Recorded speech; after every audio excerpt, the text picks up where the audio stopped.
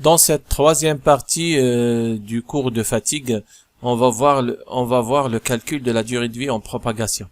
Donc on va utiliser des lois qui donnent les vitesses de propagation de la fissure pour des cas simples et on va intégrer ces lois pour avoir pour calculer le nombre de cycles à rupture ou bien pour un nombre de cycles donné, la taille de la fissure finale. Pour calculer la durée de vie en propagation, il faut disposer d'une loi de propagation.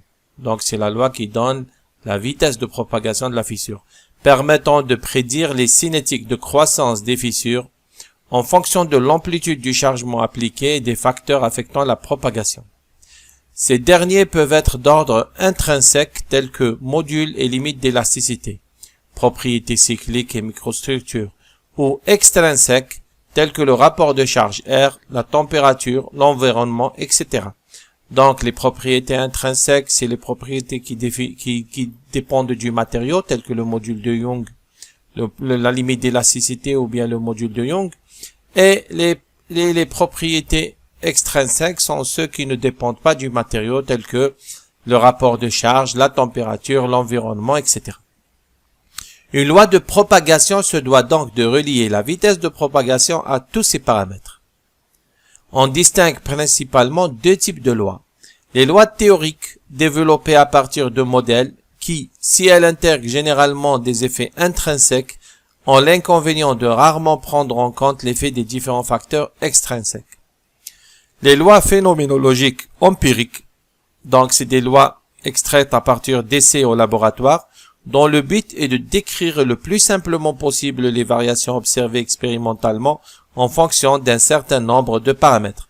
Donc on va voir, nous, quelques lois phénoménologiques, empiriques, qui permettent de relier la vitesse de propagation à certains paramètres extrinsèques ou intrinsèques.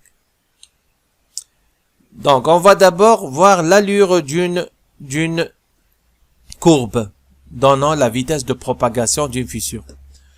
Dans ce cours, on présentera quelques lois empiriques, phénoménologiques, qui sont d'un usage courant en simulation numérique. À rapport de charge R constant, la vitesse de propagation est reliée à delta K, rappelez-vous, delta K c'est Kmax moins Kmin, par la courbe illustrée par la figure. Cette courbe fait apparaître trois régimes de vitesse. Donc, nous avons la partie A, qui est le régime du seuil de fissuration.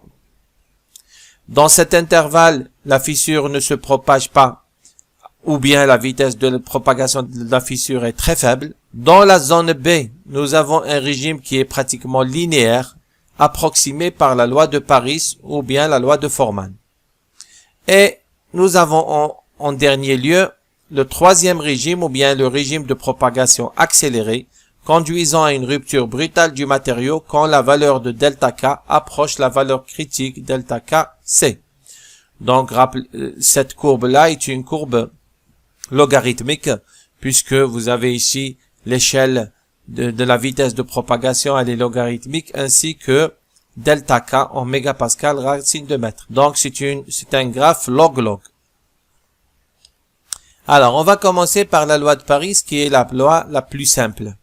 Proposée en 1963 par Paris et Erdogan, cette loi permet un calcul simple de prédiction du temps de propagation, mais ne précise pas l'influence des paramètres intrinsèques ou extrinsèques sur la propagation.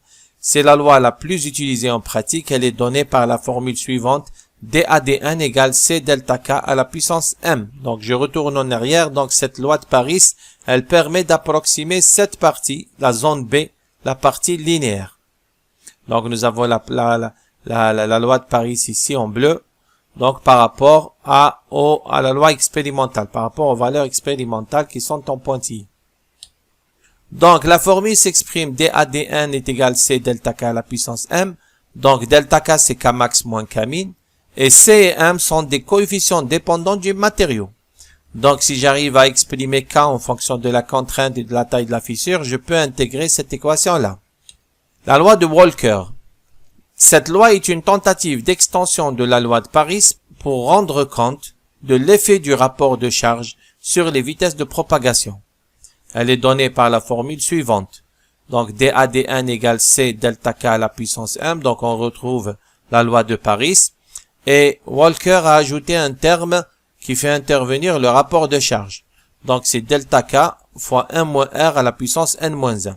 Ceci est valable pour des rapports de charge négatifs et pour des rapports de charge positifs.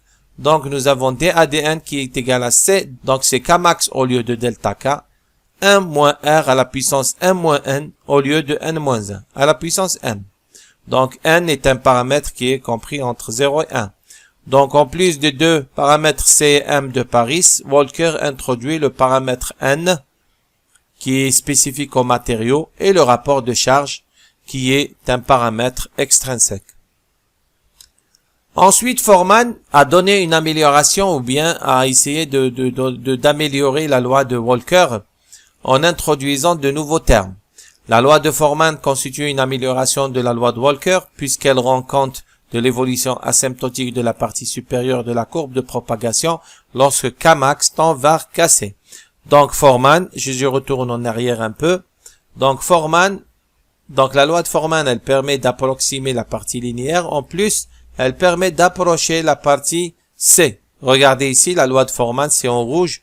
Donc, elle approche la partie linéaire et elle approxime aussi la partie asymptotique lorsque delta K approche delta K critique. Donc l'expression pour la loi de Foreman, c'est dAdn égale C delta K à la puissance m sur 1 moins R Kc moins delta K. Donc c'est la loi la plus utilisée après celle de Paris, puisqu'elle fait intervenir juste la ténacité du matériau, le K critique, et le rapport de charge, en plus de deux paramètres C et M de la loi de Paris. Une autre loi de Machiavelli-Foreman tente quant à elle de rendre compte de l'ensemble de la courbe de propagation en incorporant la valeur seuil delta Ks. Donc, Machiavelli a proposé la loi dAdn égale à C delta K au carré moins delta K seuil au carré, 1 plus delta K sur Kc moins Kmax. Donc la loi de Machiavelli fait intervenir le delta K au seuil et le K critique en plus du C, le paramètre de Paris. Enfin, on va finir avec la loi Nasgro. Alors, développée par Foreman et Newman pour le compte de la NASA, elle est utilisée dans le code de prédiction de la durée de vie de la NASA. La loi est de la forme dAdn égale à C 1 moins F sur 1 moins R delta K à la puissance M, 1 moins delta K théorique sur delta K à la puissance P sur 1 moins Kmax sur Kc à la puissance Q. Donc la loi Nasgro est une loi expérimentale assez complexe puisqu'elle contient plus de 20 paramètres. Donc C, M, P et Q sont des paramètres dépendants du matériau et ajustés aux résultats expérimentaux. La fonction qui rend compte des effets de fermeture est donnée par, donc le petit f là est donné par ces formules là, avec les différents termes A0, A1, A2 et A3 définis par des formules empiriques qui font intervenir alpha, le rapport entre contrainte plane et déformation plane, la contrainte maximale S max et la limite d'écoulement du matériau SY. En plus, delta K théorique donc fait intervenir delta K0 qui est la valeur du seuil pour R égale 0, la taille, la longueur de la fissure, une longueur intrinsèque de la fissure qui est correspondant à une vitesse de 3,91 mètres par cycle, et les paramètres F et A0. Et le rapport de charge, bien sûr. Donc CS, c'est le coefficient de seuil. Donc cette loi-là, elle contient plus de 20 paramètres et la détermination de ces paramètres demande un nombre important d'essais. Donc l'intérêt majeur de cette loi, c'est qu'elle couvre tout le domaine de propagation. Ça veut dire le domaine de seuil de propagation, le domaine linéaire et le domaine de propagation rapide, depuis le seuil jusqu'à la rupture, et intègre sur la base de phénomènes physiques l'influence du rapport de charge R. Néanmoins, l'identification de l'ensemble des paramètres nécessite un nombre important d'essais, y compris dans le domaine des basses vitesses. Donc en pratique, comme le nombre de paramètres est très important, donc on fixe un certain nombre de paramètres dans des intervalles connus et on expérimente pour déterminer les autres paramètres. Donc ça reste une loi expérimentale compliquée, mais qui permet de couvrir tout le domaine de propagation. Voilà. Ceci termine le chapitre de propagation de fissures par fatigue. Merci pour votre attention. Salam alaikum wa rahmatullahi ta'ala wa barakatuh.